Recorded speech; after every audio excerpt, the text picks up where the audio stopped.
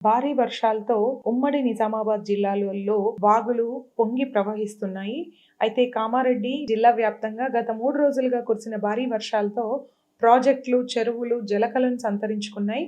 భారీ వర్షాలు కురవడంతో నిజాం సాగర్, పోచారం ప్రాజెక్ట్, కళ్యాణి ప్రాజెక్టులోని వరద నీరు చేరుకుంది. ఎల్లారెడ్డి, కామారెడ్డి నియోజకవర్గాల్లో పలుచోట్ల వాగులు ఉధృతంగా ప్రవహిస్తున్నాయి. వాగులు ప్రవహించడంతో చెరువులోకి కొత్త నీరు చేరింది. పలుచోట్ల వాగులు, మత్తడులు ఉప్పొంగిపోవడంతో పర్యాటకుల తాకిడి పెరిగింది.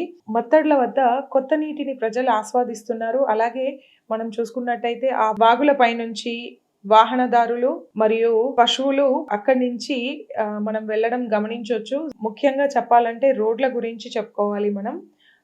చాలా జాగ్రత్తగా వ్యవహరించాలి. ముఖ్యంగా ఇలాంటి వరదలు పారుతున్న చోట వాహనదారులు కావచ్చు, ఈ ఎవరైతే కాపర్లు, గొర్రెలు, మేకలు, ఆవుల కాపర్లు ఎవరైతే ఉంటారో చాలా జాగ్రత్తగా వాళ్ళు ఇట్లాంటి వాగులు అవి దాటుతున్నప్పుడు చాలా జాగ్రత్తగా అప్రమత్తంగా ఉండాలని అధికారులు తెలిపారు.